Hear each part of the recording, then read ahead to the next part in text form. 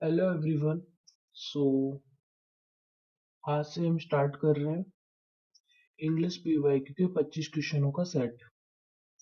ये सीजीएल और सीएचएसएल के पैटर्न के अकॉर्डिंग होंगे। 25 क्वेश्चनों का सेट होगा और सारे पीवाईक्यू होंगे। जो आज का है वो है सीएचएसएल का 2024 में जो हुआ था पेपर वो है। ठीक है। अगर आप न्यूकमर है फिर भी आपको पीवाईक्यू देने चाहिए। अगर आपका सिलेबस नहीं भी कंप्लीट हुआ है, चाहे कितना भी परसेंट कंप्लीट हुआ है, बट फिर भी आपको पीवाईक्यू देने चाहिए। जिससे क्या है कि आपको जो एग्जाम होता है उसका टेस्ट समझ में आ जाता है कि कहाँ से क्वेश्चन आते हैं, किससे कितना वेटेज रहता है। ठीक है। आपको क्वेश्चन पहले खुद से करना है, फिर आप एक्सप्लेनेशन देख सकते हैं। ठीक है। स्टार्ट करते हैं पहले क्वेश्चन से। पहला क्वेश्चन आई होप आपने ट्राई किया होगा। सो हम देखते हैं। इसमें एरर पूछा है, वर्ब के अंदर एरर है। Select the option that will improve the given sentence by using the most appropriate verb।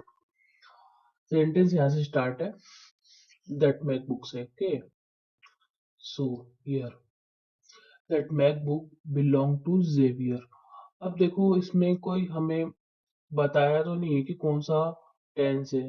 किसी भी किसी भी चीज मतलब टाइम रोटेशन नहीं दे रखा। सो हम मानेंगे कि प्रेजेंट टेंस है और प्रेजेंट सिंपल है। सो ये दैट मैकबुक ये क्या है, एक सिंगुलर है ना। तो अगर ये सिंगुलर होता है तो उसके साथ वर्ब की फर्स्ट फॉर्म के साथ ऐसे ही एस लगता है, ऐसे ही एस लगता है। बट यहाँ नहीं लगा। तो देखिए किसमें है, ये थर्ड में है। देखिए थर्ड में है। सो ऑप्शन तो हमारा ये हो गया। अब देखिए आंसर तो आ गया हमारा, बट हम इसे ऑप्शन एलिमिनेशन से भी कर सकते हैं। देखिए ऑप्शन एलिमिनेशन आपकी एक्यूरेसी बढ़ाने का एक अच्छा तरीका होता है और ऑप्शंस दिए भी इसीलिए जाते हैं ताकि हम उनको यूज कर सकें। कैसे कर सकते हैं देखिए। फर्स्ट जो ऑप्शन है वो है that MacBook is belonged to Xavier. अब इस बिलोंग्ड ये क्या है, पैसिव फॉर्म है। बट जो बिलोंग है उसकी पैसिव फॉर्म इस सेंटेंस में नहीं बन सकती क्योंकि इसमें ऑब्जेक्ट नहीं है। और ये जो दैट मैकबुक है वो एक्टिव सब्जेक्ट है। मैकबुक बिलोंग कर रहा है जेवियर को, इसको कोई करवा नहीं रहा। ठीक है। सो इसलिए यहाँ पर इसकी पैसिव फॉर्म नहीं बनेगी। ठीक है। सो ये गलत हो गया क्योंकि इसका पैसिव फॉर्म नहीं बन सकता, एक्टिव सब्जेक्ट है। That MacBook belonging. अब यहाँ पे देखिए बिलोंगिंग ये वर्ब की फर्स्ट फॉर्म के साथ आईएनजी है। ठीक है। अब वर्ब की फर्स्ट फॉर्म के साथ आईएनजी अगर वर्ब की तरह काम कर रही है तो बिना हेल्पिंग वर्ब के नहीं आती। यहाँ तक क्लियर। और यहाँ पर वर्ब का काम ही कर रही है तो यहाँ पे हेल्पिंग वर्ब होनी चाहिए जो कि नहीं है। सो इसलिए गलत है। और देखिए अगर हेल्पिंग वर्ब सॉरी वर्ब की फर्स्ट फॉर्म प्लस आईएनजी अगर बिना हेल्पिंग वर्ब के साथ आ रही है तो इसके दो रीजन हो सकते हैं, या तो ये एडजेक्टिव की तरह काम करे या फिर ये नाउन की तरह काम करे। जैसे नाउन की तरह smoking is injurious to health, तो स्मोकिंग नाउन की तरह काम कर रहा है। एडजेक्टिव की तरह जैसे दिस बुक इज इंटरेस्टिंग। सो जब एडजेक्टिव या नाउन की तरह काम करता है तब इसके साथ हेल्पिंग वर्ब नहीं आती, जो कि ऑब्वियस भी है। बट अगर वर्ब की तरह काम करता है तो इसके साथ में हेल्पिंग वर्ब जरूरी है। थर्ड देखिए ये तो सही है आंसर अपना, क्योंकि एकदम सही है, इसमें कुछ गलत नहीं है। फोर्थ देखिए इज बिलोंग। अब इज क्या है, बी की फॉर्म है। Is am are was were be की फॉर्म होती है।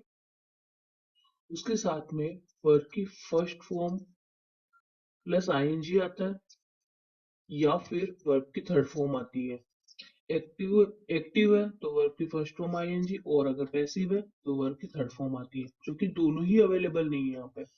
सो ये ऑप्शन भी हमारा हो गया गलत, इसको भी काटा मारिए। सो हमारा ऑप्शन हो गया थर्ड आंसर। तो ऐसे फर्स्ट नेक्स्ट क्वेश्चन करते हैं। Here it is. The teacher was taken back by the audacity of the new student. अब इसमें अपन को स्प्लिट कर रखे हैं चार सेगमेंट में, और अपन को ग्रामेटिकल एरर बतानी है। देखिए, द टीचर सब्जेक्ट है, उसके बाद में इसका वर्ब है, ठीक है, हेल्पिंग वर्ब है, उसके बाद में बी की फॉर्म है, उसके बाद में वर्ब की थर्ड फॉर्म है, मतलब पैसिव फॉर्म है, टेकन बैक बाय, और उसके बाद में क्या है, एडजेक्टिव, और एडजेक्टिव से प्रीपोजिशन, और ये है प्रीपोजिशन का ऑब्जेक्ट। ठीक है, ये preposition by the Audacity of the new student. देखो, ऑडासिटी का मतलब होता है साहस, साहस, इसको अपन करेज बोल सकते हैं, बोल्डनेस बोल सकते हैं, और इंट्रेपिडिटी बोल सकते हैं। सो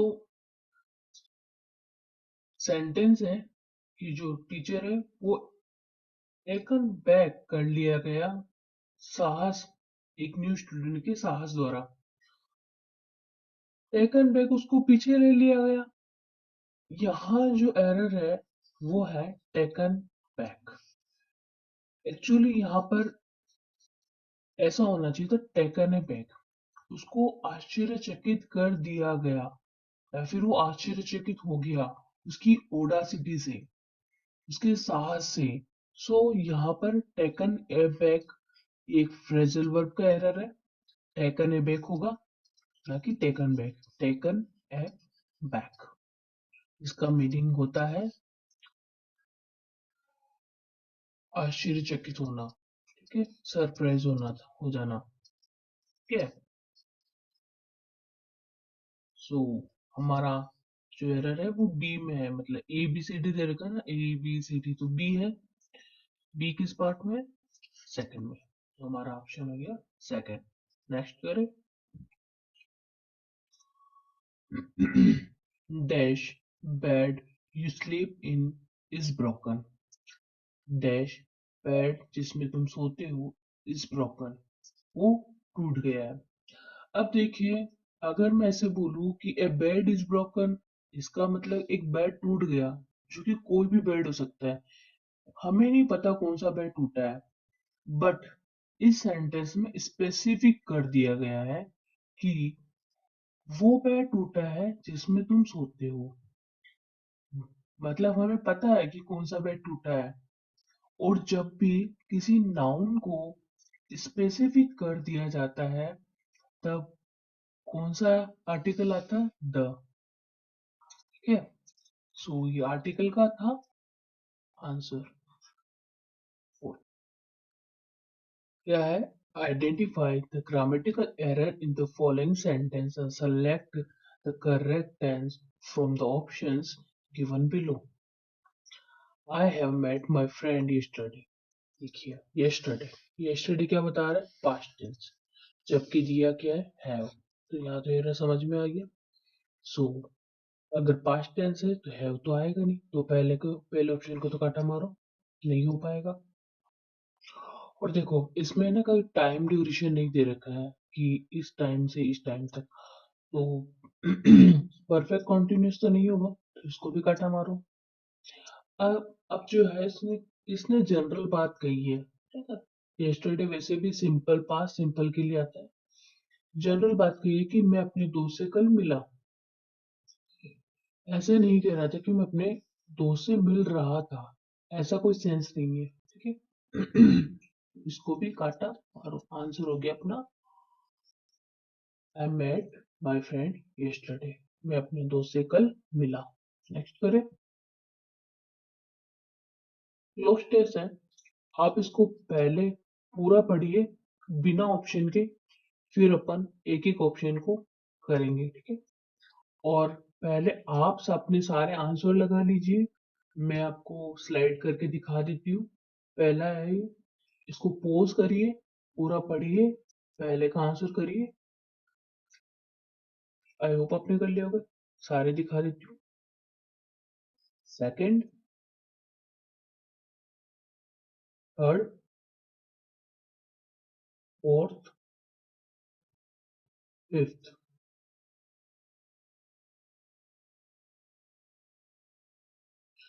आई होप आपने सारे कर लिए होंगे।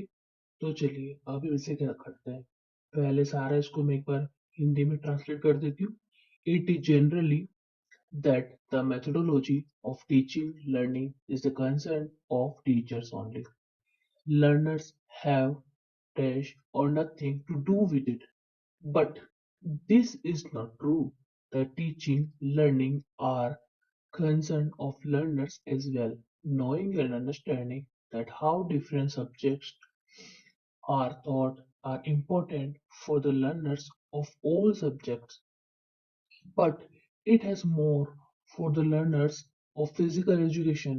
When we talk about you as learners of physical education, we mean that you have actually participated in the subject area rather than dash studied it. इसमें बोला है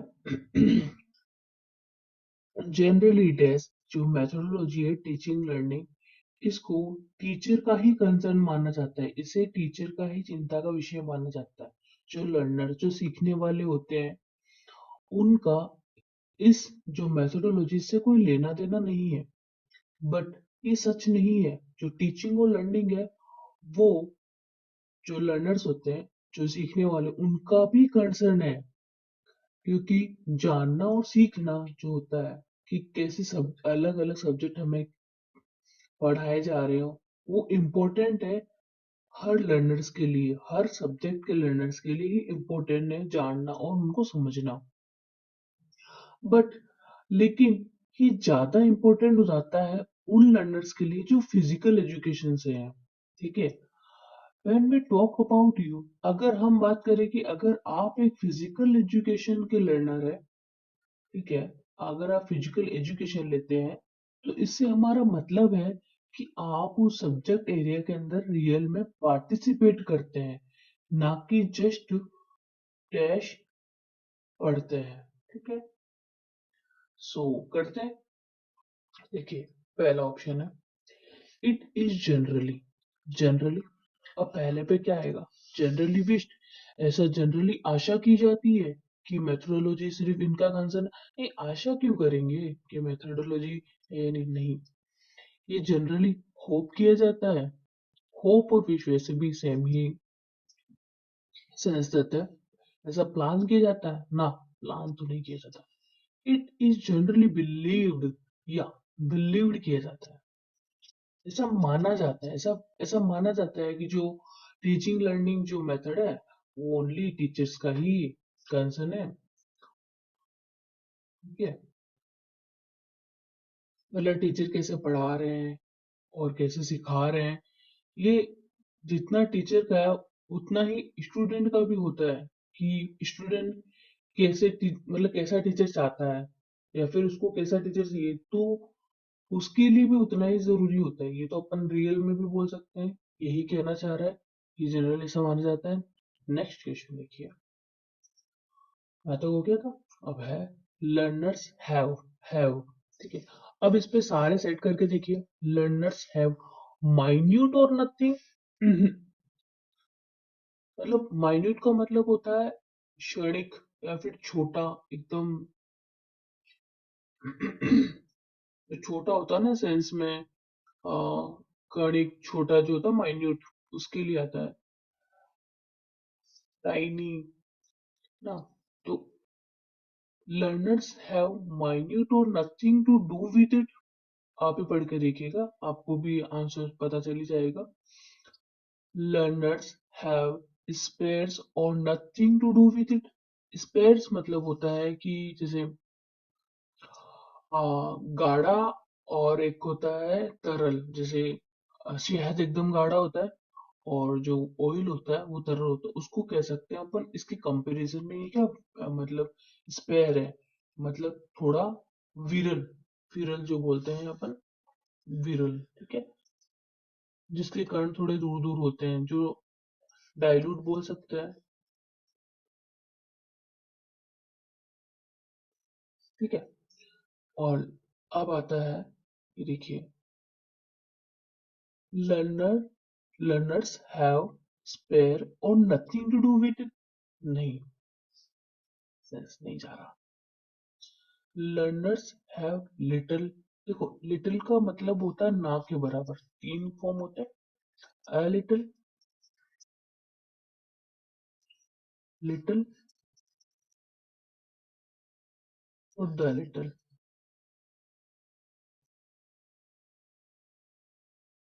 ठीक है। तो ये जो लिटिल है इसका मतलब होता है न के बराबर, बिल्कुल नहीं। जैसे इतना ही पानी है कि मेरे इसमें, जैसे मैं बोलूं एक बोतल में इतना पानी है कि इससे इतना कम पानी है कि उससे मेरी प्यास नहीं बुझ सकती, तो उस सेंस में मैं बोलूँ कि लिटिल ना का बराबर।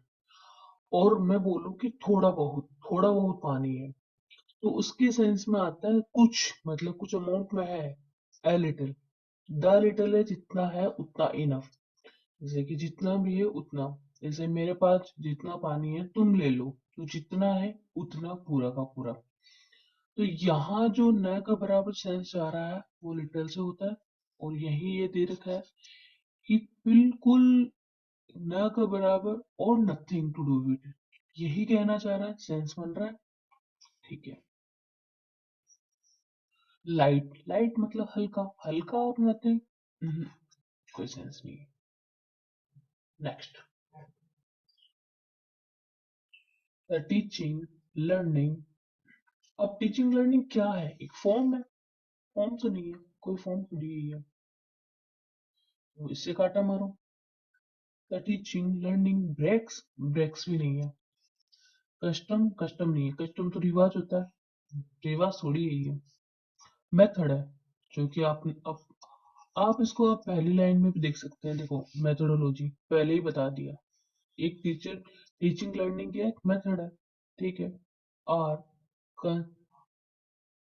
Are concern of learners as well, ठीक है। नेक्स्ट फोर्थ देखते हैं, ओके। और बट इट हैज मोर, अब ये क्या है, इट हैज मोर। अब ये ना, जैसे ये जितने भी ऑप्शन है ना, ये सारे वोकेब के हैं, इसके लिए आपको ये सारी वोकेब आनी चाहिए।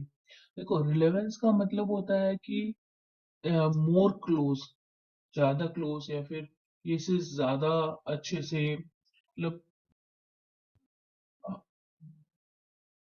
ज्यादा अच्छे से जुड़ा हुआ है, फिर ये ज्यादा रिलेट करता है ना। तो ये तो हो गया।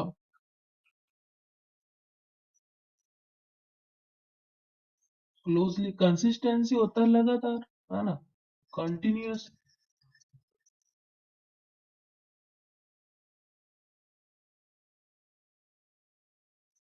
ठीक है। और रिकरेंस, देखो रिकरेंस मतलब बार बार अगर होना, जैसे हम कोई ईएमआई लेते हैं तो हर महीने की ईएमआई जाती है ना, तो वो बार बार जो सेम अमाउंट में आता है उसको कहते हैं रिकरेंस, है ना, सेम चीज बार बार अकर होना।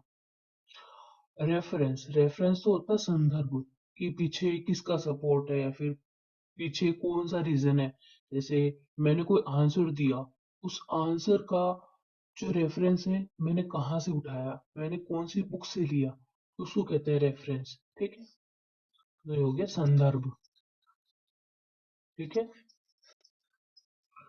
सो अब इसमें पुट करके देखिए, but it has more relevance, but ये ज्यादा क्लोज है for the learners of physical education. हाँ जी, सेंस बना रहा है, देखो वापस पढ़ो। But it has more relevance for the learners of physical education, ये ज्यादा रिलेवेंस है इससे, जो लर्नर्स होते हैं फिजिकल एजुकेशन के, उससे, या ये ज्यादा कंसिस्टेंस है, ये ज्यादा लगातार है, नहीं, ये ज्यादा कंसिस्टेंट उनके साथ में, कंसिस्टेंस नहीं, ज्यादा रिलेवेंस, क्योंकि आगे पूरा अपन ने पढ़ा था तब आगे बताया था ना, क्योंकि ये जो है वो अपने सब्जेक्ट के एरिया में रियल में पार्टिसिपेट भी करते हैं, सो ये ज्यादा रिलेवेंस है। सो ये ऑप्शन हो गया हमारा। ज्यादा रिकरेंस से बार बार उनके साथ होता है, नहीं। क्यों भाई? जो मेंटल, जो उसके जो लर्नर होते हैं, क्या उनके लिए ज्यादा रिकरेंस नहीं होता? और रेफरेंस रेफरेंस तो लीड से अलग हो गया। नेक्स्ट करें? फिर है वी meant that, अब देखो यहाँ से, when we talk about you as learners of physical education, अगर आप है ना फिजिकल एजुकेशन वाले लर्नर होते तो इससे हमारा ये मतलब है कि जो फिजिकल एजुकेशन वाले लर्नर होते हैं वो जो सब्जेक्ट एरिया मतलब सब्जेक्ट के अंदर है ना रियल में पार्टिसिपेट भी करते हैं, रेदर देन बजाय। अब इसमें क्या आएगा? Purely studied. अब देखो, अब ये इसमें पार्टिसिपेट, एक तो ये पॉजिटिव चीज बोल रहा है, अब इधर इसके जस्ट अपोजिट आएगी क्योंकि रेदर देन है, ठीक है। अब प्योरली भी पॉजिटिव सेंस में जा रहा है तो नहीं, ये नहीं हो सकता। ये प्योरली स्टडीड भी करते हैं और उसमें पार्टी, बट इसमें आप इसको ज्यादा महत्व दे रहे हैं ना, इसको पॉजिटिव बात बोल रहे कि ये पार्टिसिपेट भी करते हैं। एंटायरली, एंटायरली है तो फिर प्योरली भी आ सकता था, नहीं। मैरली, हाँ, सिर्फ, सिर्फ वो पढ़ते ही नहीं है। सिर्फ पढ़ाई के, ये कहने का मतलब है कि जो फिजिकल एजुकेशन वाले लर्नर होते हैं वो वो सब्जेक्ट एरिया में भाग भी लेते हैं, ना कि सिर्फ उसे पढ़ते हैं। सिर्फ पढ़ते ही नहीं है, उसमें पार्टिसिपेट भी करते हैं। सो ये जा रहा है हार्डली स्टडीड इट। उसका तो एक पॉजिटिव सेंस बताया है तो ये हार्डली स्टडीड तो नहीं हो पाएगा। अपशूट, देखिए अपशूट का मतलब होता है रिजल्ट, जो कंक्लूजन होता है किसी भी चीज का, जो बाद में आता है उसको कहते हैं अपशूट, ठीक है। अब इसका अपन को क्या पूछा है? एंटोनिम पूछा है। अगर रिजल्ट है तो उसका रिजल्ट किसी न किसी रीजन की वजह से आता है, किसी भी रिजल्ट के आने का एक कोज होता है, ठीक है। अगर उसके परिणाम मिले हैं तो उसका एक कोज भी रहा होगा, तो यहाँ पे कोज दे रखा है। बाकी ये देखिए रिजल्ट, रिजल्ट तो इसके सिनोनिम में चला गया, ठीक है, ये तो सिनोनिम हो गया। एस्टिमेट मतलब होता अनुमान लगाना। अनुमान भी देखा जाए तो एक तरह का, हम जब हमारे पास कुछ होगा, कुछ रीजन होगा, तब हम उसके अनुमान भी लगा सकते हैं, ठीक है। ये भी काइंड ऑफ सिनोनिम, बट अपन इसको सिनोनिम्स में नहीं लिखते। ब्लेम टू दोष, ये तो लीड सेट करो क्या, दोष। सो हमारा आंसर हो गया। देखो समझ आया ना आपको? देखो जैसे पहले कोई कोज होगा, उसके बाद ही तो रिजल्ट आएगा उसका। जैसे कोई घटना घटी, उसका रीजन भी तो होगा। जैसे मैं कहूँ कि मैंने मेरा जो दूध है वो ओवन के बाहर गिर गया, तो इसका कोई रीजन होगा, कोई कोज होगा कि भाई हमने गैस को ज्यादा कर दिया था, जो आग थी वो ज्यादा थी, ठीक है। सो कोज पहले आता है और रिजल्ट बाद में, ठीक है। आगे करें? Next, occurrence. इसमें हमें क्या करना है? रेक्टिफाई करना है स्पेलिंग को, स्पेलिंग एरर है। सो देखिए, जब भी आप सिनोनिम्स वगैरह भी पढ़े हैं, सिनोनिम्स एंटोनिम, तो ना ट्राई करें कि जैसे स्पेलिंग को तोड़ तोड़ के पढ़े और ये देखें कि कोई वर्ड उसमें कितनी बार रिपीट हो रहा है। अगर उसमें रिपीटेशन है, जैसे जो अकरेंस है उसमें ना सी 2 बार आता है, ठीक है, तो देखिए सी तो वैसे सब में 2 बार है। यू भी आता है, यू तो आता है, लेकिन इसमें देखो यू नहीं है, तो पहले ये तो गलत हो गया, ठीक है। ई 2 बार आता है, ई दोबारा आता है। इसमें ए, ये गलत हो गया, ठीक है। इसमें भी है ई बार, बट है ना, इसमें सी भी दो बार आता है। देखो, इसकी सही स्पेलिंग होती है ये वाली, O C C U R R E N C E. E दो बार, सी दो बार, आर दो बार, ठीक है। आप इसको ऐसे पढ़ सकते हैं, अगर ऑरेंज।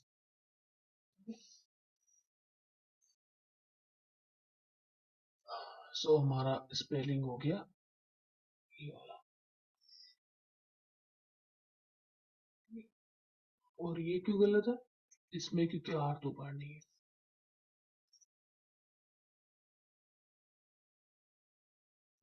हो गया। आगे करें।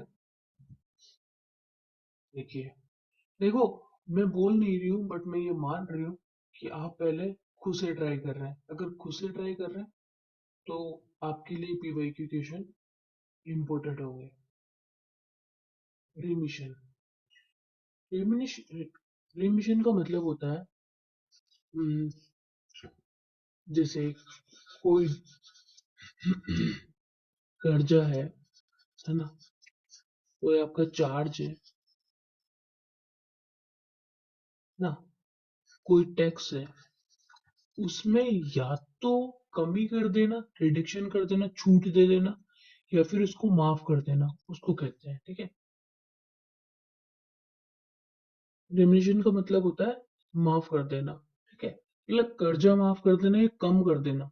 तो इसके सिनोनिम्स में अगर मैं लिखना चाहूँ तो क्या क्या लिख सकती हूँ?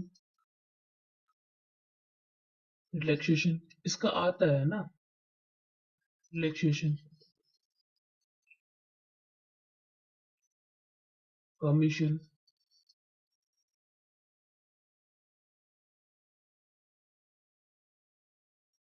या फिर अगर माफ करने में लिखूं तो पार्डन, जो कि हमारा आंसर भी है। और क्या लिख सकते हैं? रिडक्शन, रिडक्शन हो सकता है।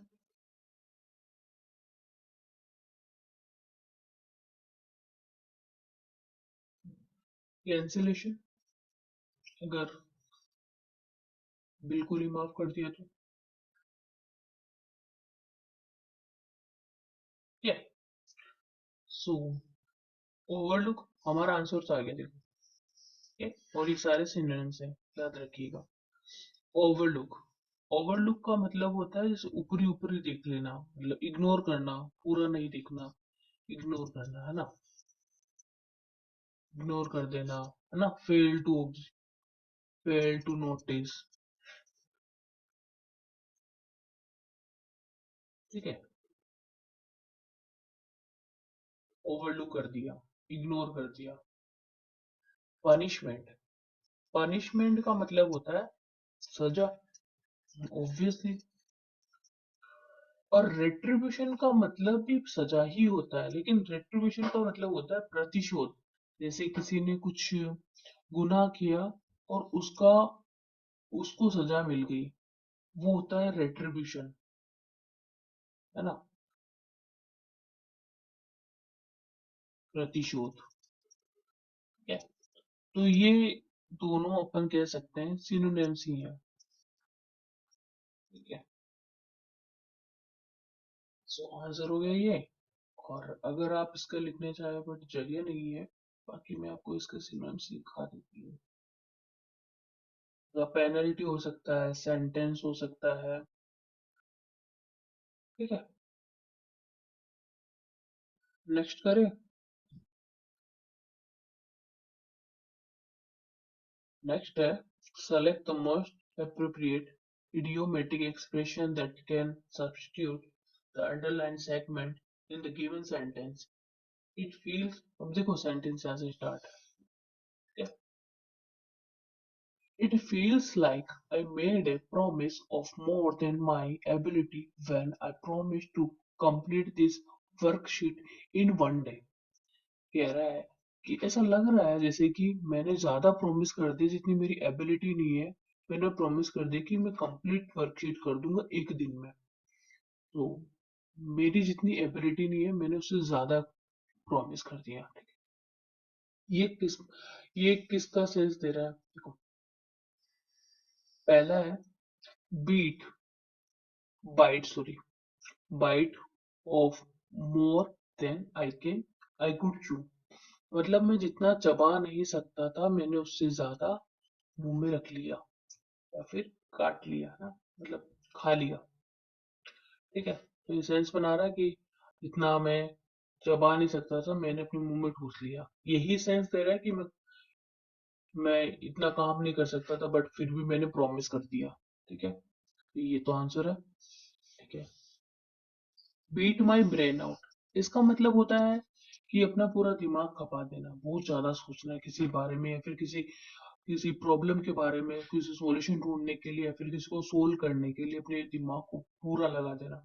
ठीक है, तो ये होता है पूरा दिमाग लगा देना, पूरा दिमाग खराब कर देना। हम्म,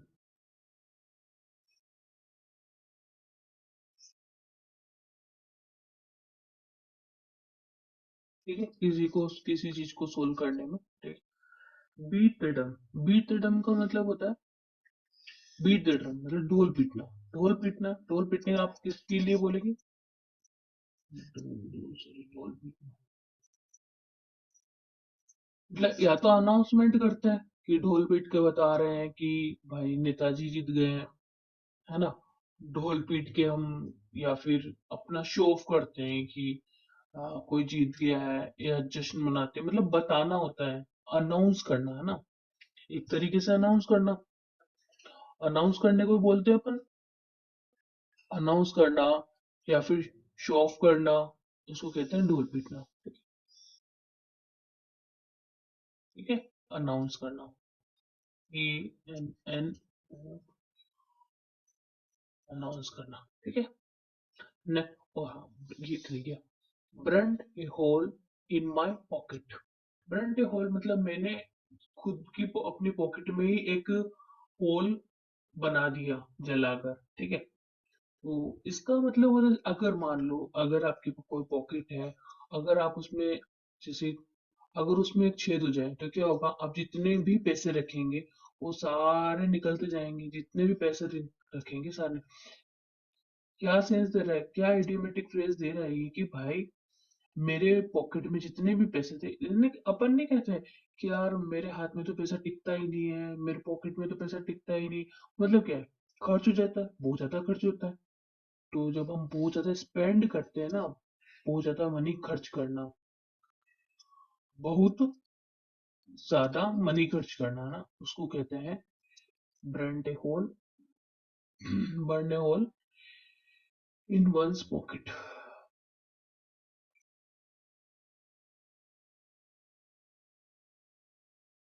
मनी खर्च करना, पैसा खर्च करना।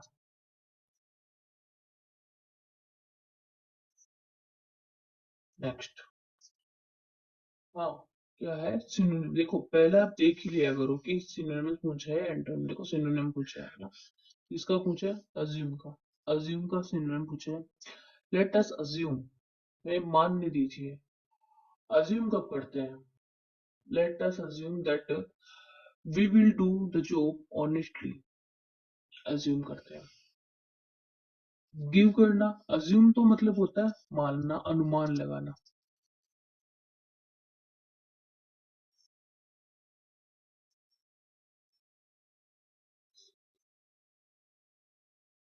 ठीक है, तो इसका सिनोनिम्स क्या हो सकता है? गिव, गिव तो मतलब होता है देना। ठीक है, ये तो नहीं होगा। एक मतलब लेना, ये भी नहीं होगा। थिंक, थिंक मतलब सोचना। आ, जैसे अपन नहीं बोलते हैं कि मुझे लगता है कि बारिश हो सकती है। ठीक है, इसको अपन ऐसे बोल सकते हैं कि मैं सोचता हूँ कि बारिश हो सकती है, या फिर मेरा मानना है, मेरा सोचना है। तो ये सिनोनिम्स में जाएगा। जैसे let us think that we will do the job honestly, है ना। हमें सोचने दीजिए कि हम ये जॉब है वो ऑनेस्टली करेंगे, तो हाँ की जाएगा साइंस में। अलाउ करना, अनुमति देना, नहीं, ये नहीं होगा।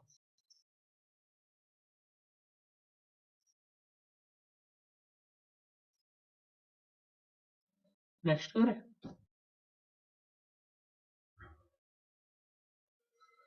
कोड ड्राइव, देखिए इसका मतलब होता है कि जैसे अपन ऐसे गहने होते हैं ना, कुछ गहने जो नकली होते हैं लेकिन वो बहुत चमकते हैं, है ना, बहुत सुंदर दिखते हैं और बहुत चमकते हैं, तो उसके लिए होता है टो ड्राइव। इसका मतलब है, जैसे इसका मतलब है कि दिखने में चमकीला दिख रहा है बट उसकी वैल्यू उतनी नहीं है ना, दिखावटी कह सकते हैं। ये चमकीला भाई, चमकीला बट वैल्यू में कम, बट चीप।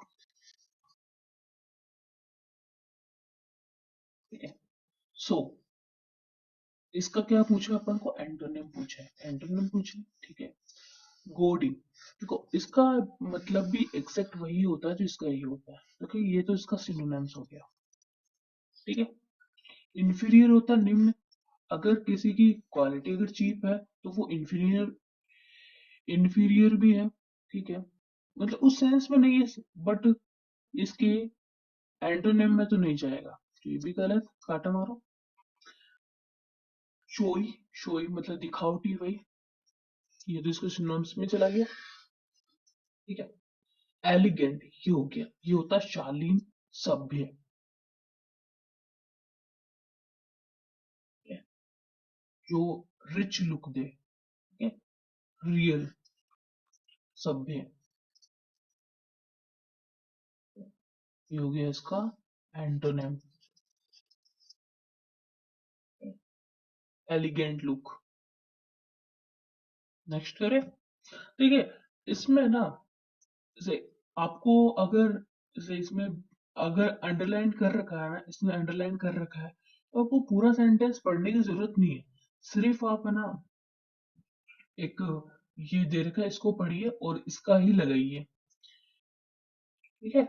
नेक्स्ट करते हैं। नेक्स्ट है अंडरलाइन, देखो जहां तक वैसे पूरा पढ़ सकते हैं बट अंडरलाइन यहाँ से यहाँ तक है, तो आपका ध्यान यहाँ से यहाँ तक होना चाहिए, ठीक है। बट फिर भी चलिए अपन पहले, एग्जाम में सिर्फ आप यहाँ से यहाँ तक ही पढ़िएगा, ठीक है। The wizard while perform, wizard का मतलब होता है मैजिशियन, जो जादू दिखाता है, जादूगर।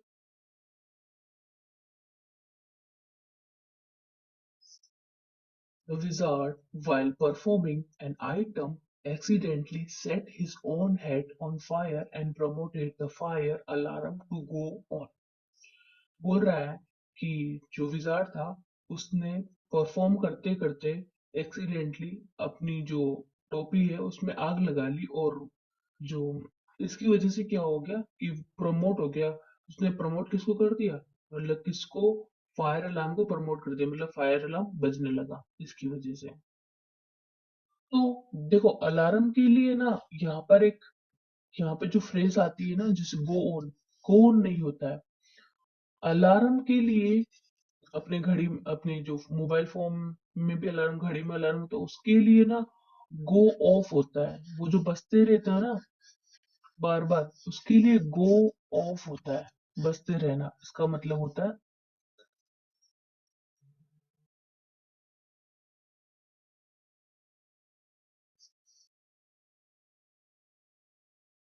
ठीक है। सो इसके लिए आ गया ये आंसर हो गया ये, ठीक है। ये फ्रेजल वर्ब था, वाला था। नेक्स्ट करें। हम्म,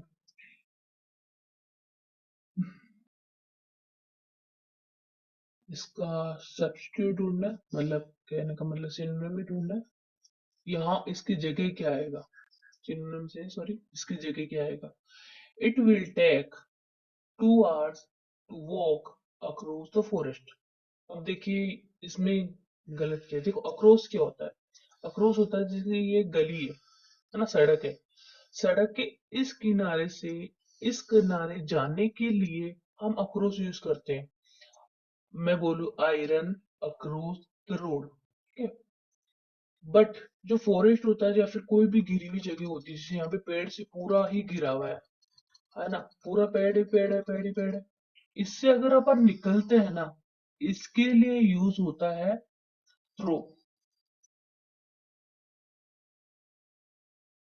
जैसे कोई भी चीज घिरी हुई होती है, जैसे टनल, है ना, और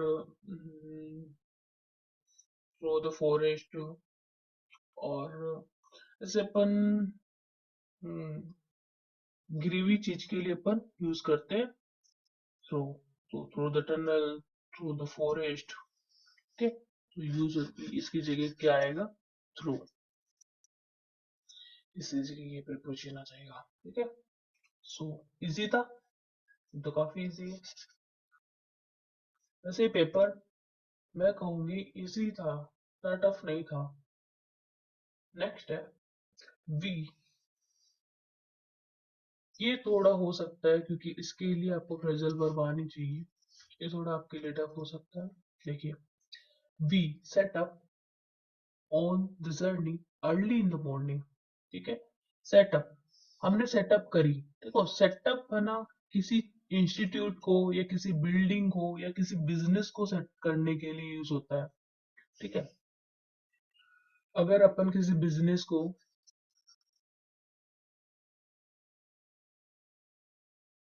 या फिर इंस्टीट्यूट को अगर सेट करते हैं, या फिर अपन किसी बिल्डिंग को या फिर कोई भी ऑर्गेनाइजेशन को अगर अपन सेट जैसे अपन अपने जैसे स्टार्टअप होता है, स्टार्टअप को स्टार्ट करते हैं ना, उसके लिए सेटअप होता है। बिजनेस को स्टार्ट करते हैं, किसी इंस्टीट्यूशन को स्टार्ट करते हैं, उसके लिए सेटअप यूज होता है। जर्नी के लिए सेटअप यूज नहीं होता ना। देखिए, सेटअप आउट होता है, इसके लिए भी है ना, होना स्टार्ट होना, कि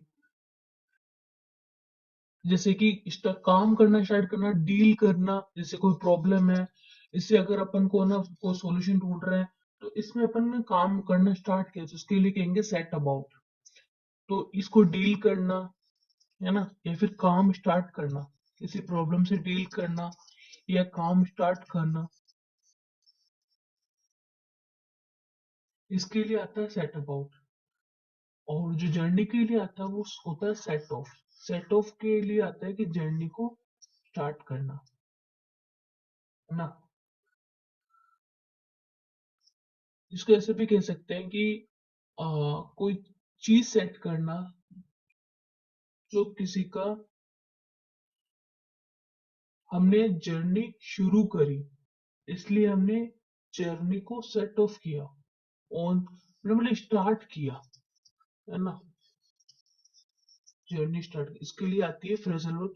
ये तो देखो आपको याद ही रखनी पड़ेगी, फ्रेजल वर्ब, क्योंकि इन देखा जाए तो इन जो चारों है इनका मीनिंग सेम ही है, बट ये अलग अलग कॉन्टेक्स्ट में यूज होती है। स्पेसिफिकली सेट ऑफ जर्नी के लिए जो यूज होता है वो सेट ऑफ यूज होता है, ठीक है। तो ये कह सकते हैं कि थोड़ा मॉडरेट टाइप का क्वेश्चन है, तो आ जाएगा सेट ऑफ, ठीक है। और सेट इन भी होता है कि स्टार्ट करना ही होता है, सेट इन करना। नेक्स्ट, सेलेक्ट दी। अब इसमें क्या है, एंटोनिम है, एंटोनिम है। इसका है, देखो इसमें कोष्टक में दे रखा है, इसने हाईलाइट करके वोसिफेरस। वोसिफेरस का मतलब होता है जिसमें एक आवाज, जिसमें फोर्स हो, जिसमें क्या हो, फोर्स हो, ठीक है? अब वो नेगेटिव सेंस में भी हो सकती है, पॉजिटिव सेंस में भी हो सकती है। जैसे किसी की आवाज में वजन है, तो मतलब वो रिजनेबल है ना। और अगर क्या है कि वो बहुत ज्यादा अग्रेसिव आवाज है, उसमें भी फोर्स है, बट वो अग्रेसिव है, ताकत है उसकी आवाज में, तो इसका मतलब होता है कि जैसे अगर नेता लोग भाषण देते हैं, है ना, तो उनकी आवाज में एक फोर्स होता है, वो वोसिफेरस हो जाएगा, है ना। अब इसके लिए अपन कह सकते हैं कि ये जो होते हैं वो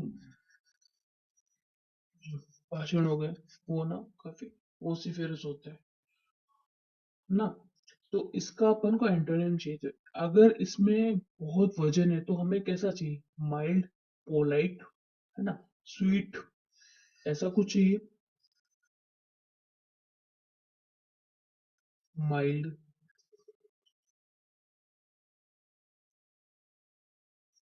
पोलाइट, ना, स्वीट, ऐसा कुछ होना चाहिए। तो यहाँ पे माइल्ड है आंसर। ठीक है, अब बाकी के देख लेते हैं इसके क्या होता है। देखो असर्टिव, असर्टिव का होता है मतलब होता है निश्चयात्मक, एकदम दृढ़, जिसके पीछे एकदम ठोस रीजन हो। जैसे हमने कोई बात कही, वो किसी न किसी तर्क पे बेस है, तो वो कैसी हो गई? असर्टिव हो गई। कोई इंसान अगर असर्टिव है तो वो बहुत दृढ़ निश्चयी है ना। निश्चयात्मक, दृढ़ निश्चयी, कॉन्फिडेंट, है ना,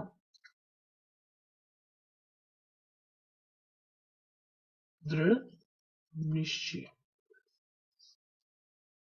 ठीक है, से असर्टिव का सिनोनिम्स लिख सकते हैं, कॉन्फिडेंट, ठीक है, और वैलिड, रीजनेबल,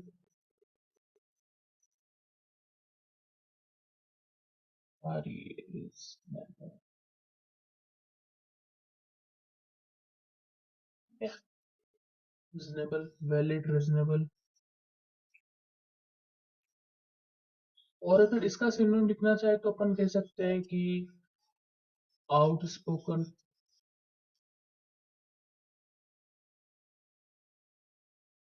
ये आता है, ये शायद लास्ट ईयर आ रखा है इसका सिनोनिम्स में। आउटस्पोकन, लाउड,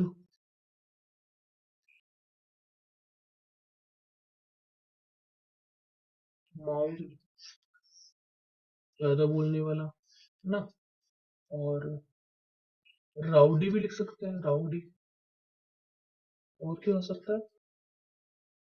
एंथुजियास्टिक, जगह नहीं है, एंथुजियास्टिक हो सकता है, क्योंकि उसकी जो वॉइस है, आवाज है, उसमें अगर कोई, जैसे अगर कोई मोटिवेशनल स्पीकर है, उसकी आवाज में भी जोर होता है, वजन होता है ना। बट वो हमें क्या करती है?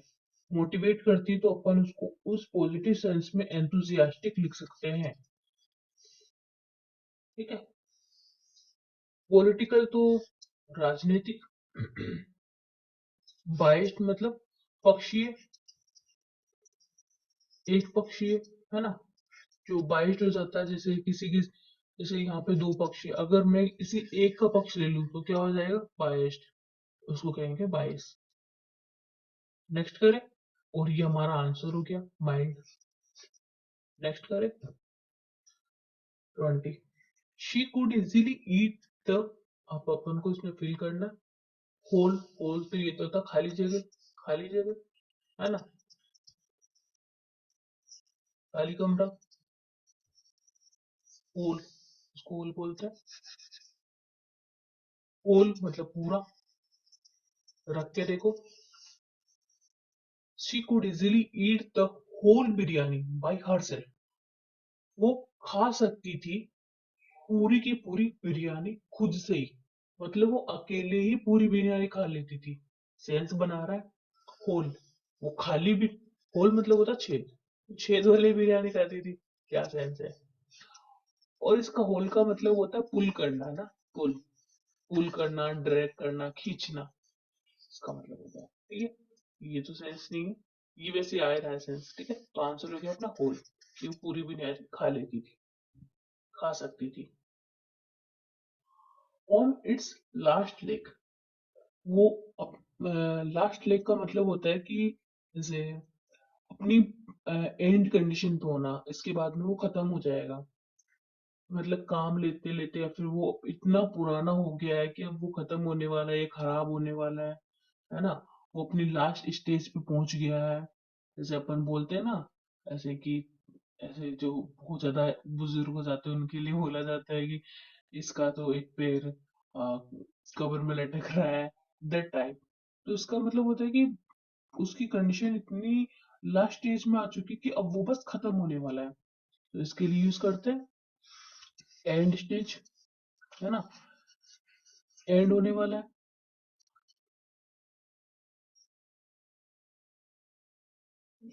खत्म होने वाला है, खत्म होने की कगार पर। अगर वो खत्म होने की कगार पर है तो वो कैसा होगा? अब देखो आंसर देखिए, स्लो मूवमेंट, धीरे धीरे चलना, नहीं। इन अ बैड कंडीशन, या in a bad condition, bad condition में होगा तभी तो खत्म होगा। बैड कंडीशन मतलब बुरी स्थिति में है अभी वो। क्रीपिंग ऑन लेग्स, नहीं। क्रीपिंग मतलब होता है ऐसे जिसका पैर में दिक्कत होती है, फिर पैर में कुछ फ्रैक्चर वगैरह होता है तो क्रीपिंग ऑन लेग, लड़खड़ा के चलना। लास्ट चॉइस, लास्ट चॉइस तो नहीं, लास्ट ऑप्शन नहीं उस। अब अपन को यहाँ पे कोलोकेशन पढ़ना है। सो यहाँ पे क्या आता है, the genie ask Aladdin to, यहाँ पे देखो इसके ये क्या आएगा, टू मेक ए विश। आपको ऐसे आप रीडिंग करते हो तो आपको पता ही होगा, to make a wish, to make a wish, ना कि ask a wish. Ask a wish नहीं होता, टेल ए विश नहीं, मेक ए विश। ये तो इजी था, काफी इजी। नेक्स्ट करें, मेक ए विश नहीं, make a wish. Make a wish का मतलब कि इच्छा मांगना, वरदान मांगना, ठीक है। अलादीन ने कहा कि तुम कोई भी एक एक विश मांगो, है ना, एक wish. May be he wanted to make sure he didn't embarrass her। उसने मेक श्योर किया, शायद उसने मेक श्योर किया कि उस, वो उसको एम्बेरस ना करे, किसी लड़की को वो एम्बेरस ना करे। ओके, सो इसमें अपन को स्पेलिंग है, मे बी तो ठीक है, मे बी सही है, ही सही है, मे बी सही है, he सही है, wanted सही है, टू मैक सही है, श्योर सही है, ही सही है, डिडन सही है, एम्बेरस हर भी सही है, तो बचा तो एम्बेरस, ठीक है। अब एम्बेरस में क्या कर लेते हैं, EMBARRASS होता है एम्बेरस, ताकि EAC कहाँ पे है देखिए, ये तो है ही नहीं, ये भी नहीं है। अरे पेन नहीं चल रहा क्या, ये नहीं है, ये नहीं है, ये थोड़ा फनी है बट मैंने इसको ऐसे याद रख रखा था। एम बार, है ना, बार मतलब हथकड़ी, और रेस, ई नहीं आता, और आर भी डबल बार आता तो ये भी गलत है, ठीक है। नेक्स्ट करें, the plot of the novel is very dull. देखो ये क्वेश्चन आपके लिए हो सकता है कि मुश्किल है, ये है कठिन। काहे काहे कठिन है ये, अभी पता चलेगा। डल, डल का हमें क्या चाहिए, एंटोनिम चाहिए। डल मतलब क्या होता है, बोरिंग, मोनोटोनस,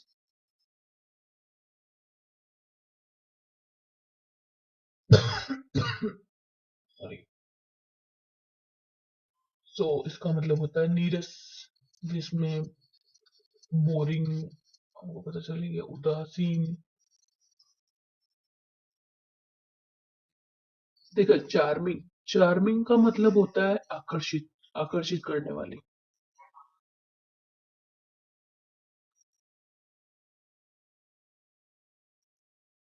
गलत लिख दिया क्या मैंने, आकर्षित, अच्छा ये सब होता है ना,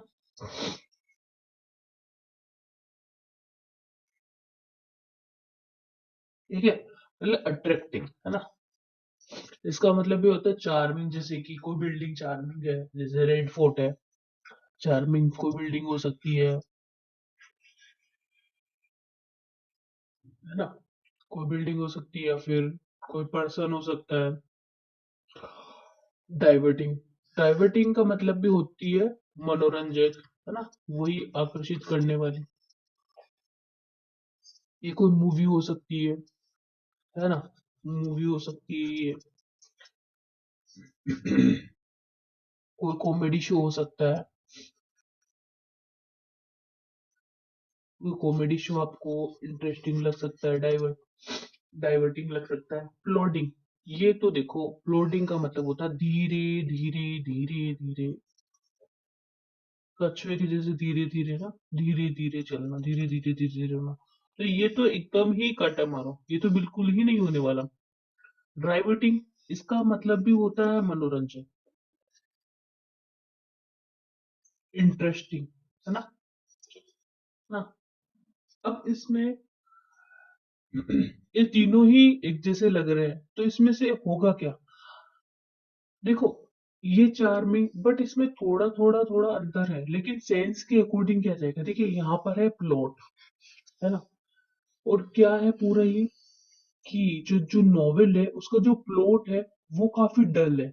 मतलब जिस तरीके से नॉवेल लिखा गया है, जिस जिस तरीके से इसकी कहानी रची गई है, प्लॉट किया गया है, वो डल है। जैसे होता ना, कि आपने कोई मूवी देखी जो सस्पेंस वाली थी, अगर उसका सस्पेंस अच्छा नहीं होता, या फिर समझ ही नहीं आ रहा कहाँ से कैसा हो रखा है, तो वो काफी बोरिंग हो जाती है ना। लेकिन अगर आप ऐसे देखो कि कोई सस्पेंसफुल मूवी है, उसका पार्ट थ्री आ रहा और वो पार्ट वन से कनेक्टेड है, तो वो क्या काफी इंटरेस्टिंग हो जाती है उसको देखने, वो देखने के लिए राइवेटिंग है। इन द सेंस, एक कड़ी दूसरी कड़ी को जोड़ती है, एक पार्ट जो है वो दूसरे पार्ट से कनेक्टेड है, दूसरे पार्ट से कनेक्टेड है ना। और वो तीसरे से, ऐसे क्या मूवी जुड़ती चली जाती, जिससे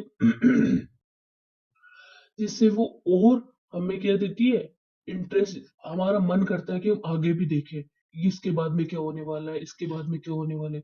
अरे, तो वो जो चीज हमें एकदम होल्ड करके रखती है ना, हमें टिका कर रखती है, क्योंकि ये स्पेसिफिकली नोवेल की प्लॉट के बारे में बात कर रहा है, ठीक है, उसकी कहानी के बारे में, जैसे उसे लिखा गया वो डल था। अगर वो इंटरेस्टिंग होता ना, तो इसके सेंस में आएगा ड्राइविटिंग। आपको समझ में आया होगा। ठीक है, ये मूवी वगैरह के लिए कोई मूवी इंटरेस्टिंग हो सकती है, भले वो सस्पेंसफुल ना हो, या फिर वो ना कॉमेडी शो। और कॉमेडी शो को कोई लिखता थोड़ी है, बट फिर भी वो डाइवर्टिंग हो सकता है, बट इस पर्टिकुलर सेंस के लिए डाइवर्टिंग जाएगा। ठीक है, इसलिए मैंने बोला था कि ये थोड़ा सा कठिन है। नेक्स्ट क्वेश्चन देखिएगा।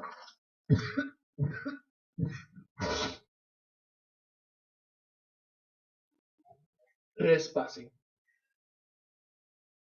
ट्रेस पासिंग का मतलब होता है जबरन घुसना कहीं पर बिना परमिशन की। आंसर तो ये हो गया हमारा, एंटरिंग विदाउट परमिशन। इसमें से तो कोई दो राय नहीं है, लेकिन इसके सिनोनिम्स देख लीजिए आप। You can be sentenced for trace passing on someone else property. तो सेंटेंस का मतलब सजा होता है ना, अपन ने लास्ट में पढ़ा भी था, सजा। वो लीगल सजा होती है, लीगल सजा को सेंटेंस बोलते हैं। ट्रेस पासिंग, ट्रेस पासिंग के सिनोनिम्स देख लीजिए, क्या क्या हो जाएगा। इंट्रूड, इंट्रूड का मतलब जबरन घुसना किसी के घर में या कहीं पर भी चुपचाप, उसको कहते हैं ना इंट्रूडर।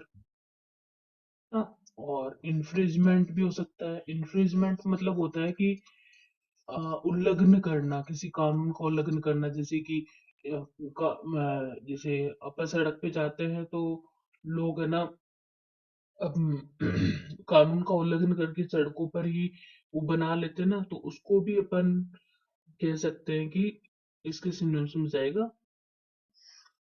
वो भी एक ना किसी की एल्स की प्रॉपर्टी पर जबरन घुसना भी होता है, क्योंकि वो सरकार की प्रॉपर्टी और वो अपना अ, घर बना के बैठे हैं, उसको कह सकते हैं इन्फ्रिजमेंट। Okay, infringement. और हो सकता है इंक्रोचमेंट।